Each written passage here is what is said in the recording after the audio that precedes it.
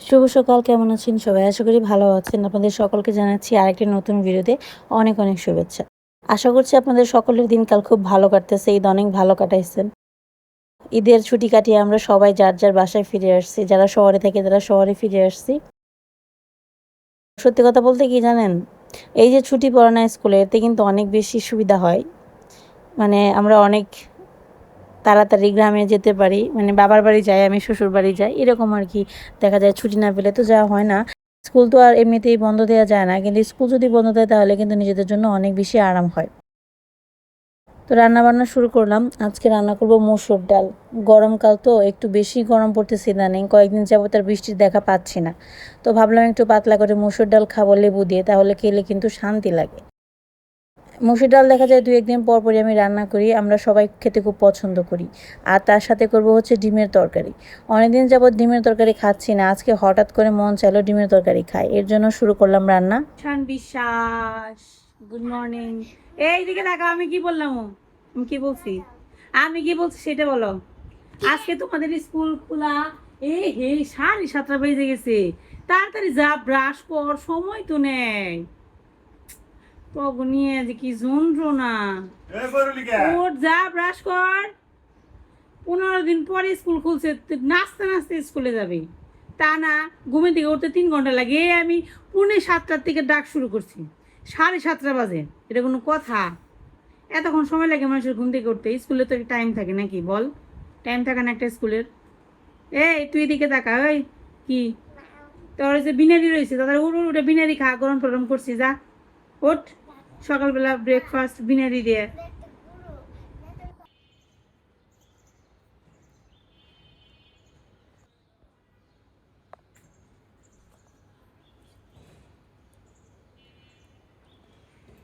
সবাইকে অনেক অনেক শুভেচ্ছা। দেখেন, আজকে আমার এই গাছে আরেকটা ফুল ফুটছে। এটা কিন্তু গতকালকের ফুল না, একটা নতুন।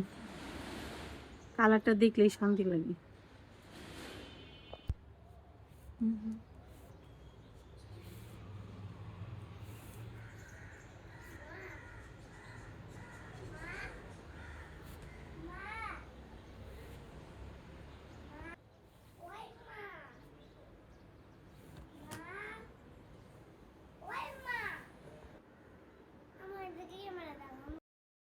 আমি আর নতুন করে কি বলবো, আপনারা হয়তো সবাই জেনে গিয়েছেন আমার বোন নূপুর বিয়ে করেছে। যাই হোক, এটা নিয়ে গতকালকে আমি একটা ভিডিও পোস্ট করেছিলাম, চিকেন পোলাও নামে একটা রেসিপি পোস্ট করেছিলাম আর কি।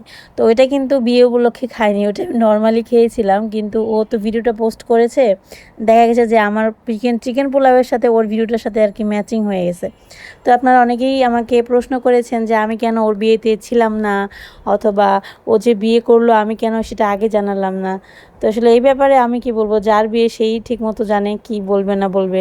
আর আমি হুটহাট করে একটা কথা বললাম, সেটা দেখা যাবে যে ওর জন্য ভালো হবে না। এখন বুঝতেই তো পারেন, মেয়ে মানুষ, শ্বশুর বাড়ি বলে কথা। এখন ভিডিও তো আর সবাই পছন্দ করে না। আমি ওর জীবন নিয়ে আসলে তেমন কিছুই, বা ওর পার্সোনাল জিনিস নিয়ে আমি কিছু বলতে চাই না। আপনাদের যদি ওর বিয়ে সম্পর্কে বা ওর সম্পর্কে কিছু জানার ইচ্ছা থাকে, তাহলে আপনারা দয়া করে ওর চ্যানেলে গিয়েই কমেন্ট করবেন। ও যতটুকু মনে করবে যে না আপনাদের জানানো উচিত, অতটুকুই জানাবে। এর বাইরে আমার পক্ষে তো আর কিছু জানানো সম্ভব না। এটা সম্পূর্ণই যার যার ব্যক্তিগত একটা জীবন। ভিডিও মানেই কিন্তু সব কিছু ভিডিওতে দেখানো যায় না। যদিও বা আমাদের ফ্যামিলির অনেক কিছুই আপনারা জেনে গেছেন, কারণ ভিডিওতে শেয়ার করা হয়েছে। কিন্তু আমি নতুন করে আর ওর জীবন সম্পর্কে কিছু বলতে চাই না, বা ও কেন বিয়ে করলো, কাকে বিয়ে করলো, হঠাৎ করে কেন বিয়ে করলো, এই সমস্ত বিস্তারিত আসলে আমি যেরকম ভিডিও দেখে যতটুকু জেনেছি, আপনারা যেরকম জেনেছেন আমিও জেনেছি। আমি বাড়িতে গিয়েছিলাম, কিন্তু বিয়েটা কিন্তু দেখতেই তো পেলেন ভিডিওটা কবে পোস্ট হয়েছে, তো আপনারা তো বুঝতে পারতেছেন। যাই হোক, এই সম্পর্কিত কোনো প্রশ্ন থাকলে এটা হচ্ছে ওকে গিয়ে করতে পারেন, ওই ভালো বলতে পারবে।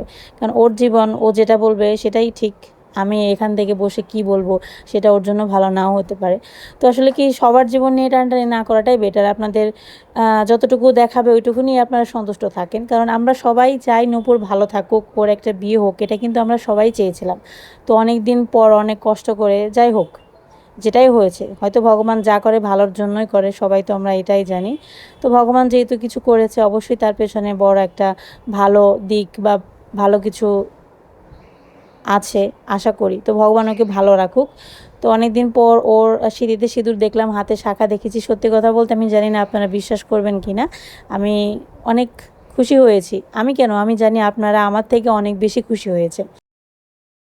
তো আমরা সবাই চাই ও অনেক ভালো থাকুক। তো ওর পার্সোনাল ব্যাপারটা নিয়ে আসলে আমাদের মনে হয় যে টানাটানি না করাটাই বেটার। ও যতটুকু আমাদেরকে দেখাতে চাইবে অতটুকু দেখেই আমরা সন্তুষ্ট থাকি। তো সবাই নূপুরের জন্য অনেক অনেক অনেক আশীর্বাদ করবেন। আমরা সবাই মিলে আশীর্বাদ করি যাতে ও অনেক ভালো থাকে, কারণ ও অনেক কম বয়সে অনেক বেশি কষ্ট পেয়েছে, যেটা আমরা সবাই জানি কম বেশি। তো আশা করি ভগবান ওকে একটু সুখ দিবে। তো সবাই অনেক বেশি আশীর্বাদ করবেন ওর জন্য, এইটুকুই আমার বলার ছিল। এর পরবর্তীতে আশা করছি ওকে নিয়ে আমাকে আর কোনো প্রশ্ন করবেন না। তো যা করার আছে আপনারা ওর কাছ থেকে জেনে নিতে পারেন। তো এইদিকে এখন আমি আমার ব্লগে ফিরে আসি। আমি যে কাজগুলো করতেছিলাম আর কি, রান্নাঘরে, রান্নাবাড়ি, এগুলোতেও আমার কাজ, বলেন মেয়ে মানুষের কাজ কি। তো ইদানিং এত বেশি অলস হয়ে গেছি, কয়দিন আগে যে সুগারের জন্য ডাক্তার দেখিয়েছিলাম, ওষুধ দিয়েছে, সেটাকেই মনে করেন যে আমি পুরো সাপের 5 পা দেখেছি। এখন আর আমার বাইরে যেতে ইচ্ছা করে না।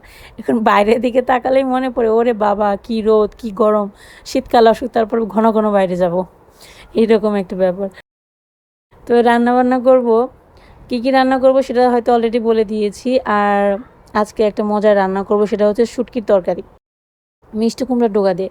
আপনারা খেয়েছেন কিনা জানি না, না খেলে অবশ্যই খেয়ে দেখতে পারেন। এই রেসিপিটা কিন্তু খেতে খুব ভালো হয়। যারা একটু শুটকি প্রেমী মানুষ তারা একটু বেশি করে খাবেন।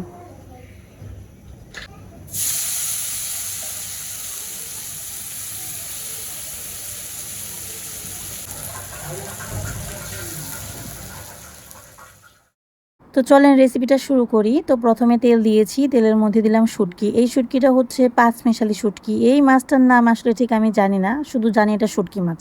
যাই হোক, শুটকিটা হলুদ মরিচ লবণ দিয়ে মাখিয়ে তেলে দিয়ে দিলাম, হালকা একটু জল দিয়েছি। তারপর দিয়েছি কাঁচামরিচ বাটা, একটু বেগুন দিয়েছি, একটু হালকা নাড়িয়ে চাড়িয়ে এর মধ্যে দিলাম মিষ্টি কুমড়ার ডোগা পাতাসহ। মিষ্টি কুমড়ার ডোগা দিয়ে শুটকি মাছ কে কে খেয়েছেন আমি ঠিক জানি না, না খেলে অবশ্যই এই রেসিপিটা ট্রাই করতে পারেন, এটা শুধু দুর্দান্ত হয় খেতে। তো সবশেষে একটু রসুন বাটা আর সাথে আর একটু কাঁচামরিচ বাটা দিয়ে দিলাম।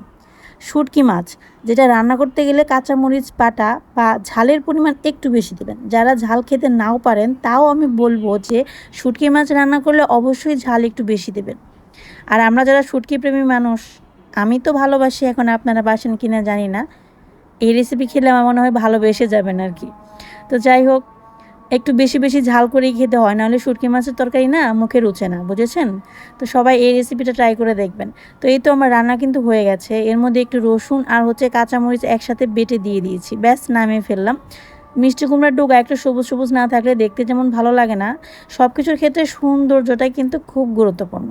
যেটা আপনার চোখে ভালো লাগবে সেটা কিন্তু মুখে দিতে ইচ্ছা করবে, বিশেষ করে খাবারের ক্ষেত্রে আর কি।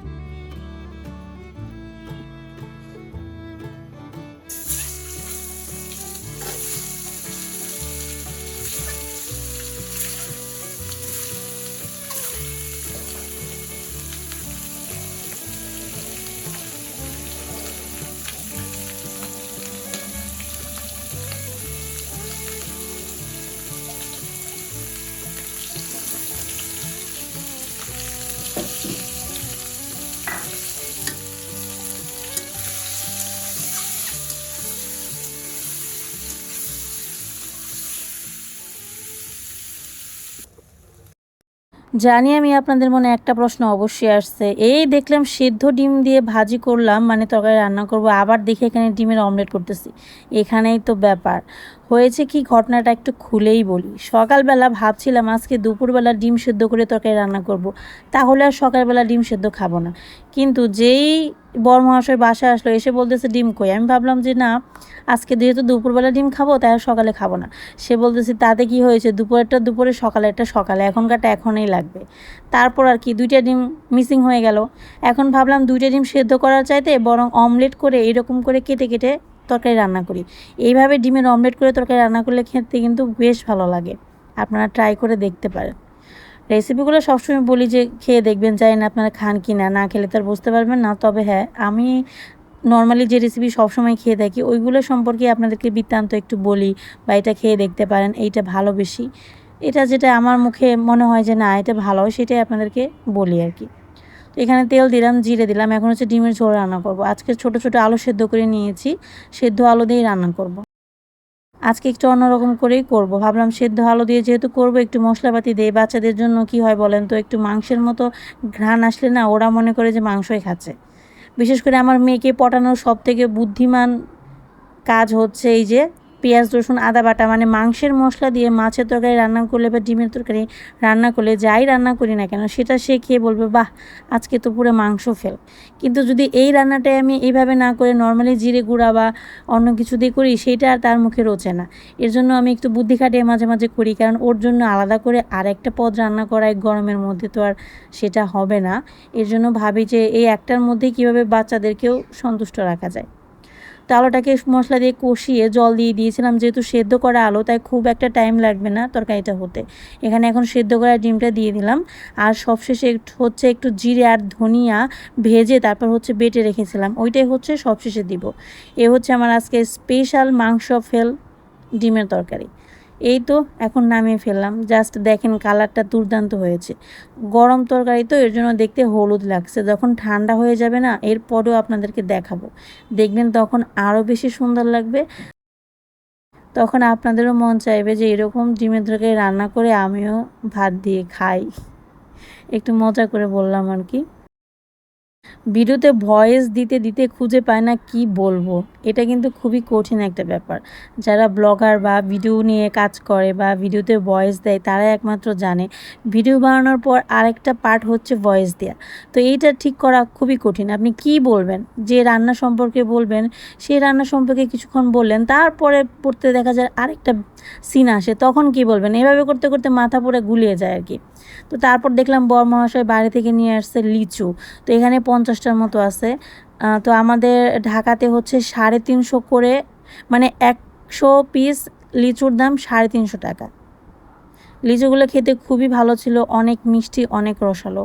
আমার লিচু খুবই ভালো লাগে, কিন্তু লিচু খাওয়া খুব একটা ভালো না শরীরের পক্ষে। তো এই দেখেন কী কী রান্না করছি, বলেছিলাম না ডিমের ঝোলটা ঠান্ডা হলে আরও বেশি সুন্দর লাগবে, দেখছেন কত সুন্দর লাগতেছে।